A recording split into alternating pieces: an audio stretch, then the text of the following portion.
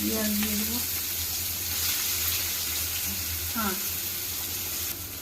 এবার পেঁয়াজটা একটু ভেজে নেব হালকা করে। পেঁয়াজটা একটু ভাজা ভাজা হয়ে গেছে, এবার দিয়ে দিলাম মাছ। লোটে মাছের কি বলে এইগুলোকে, লোটে মাছটা তো এমনিতেই নরম হয়, গলে যায়। লোটে মাছের ঝুট ঝুড়ে বলে।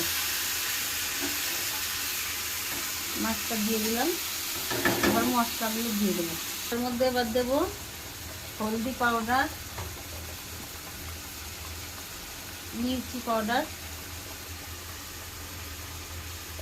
আর কি, আর ধনিয়া পাউডার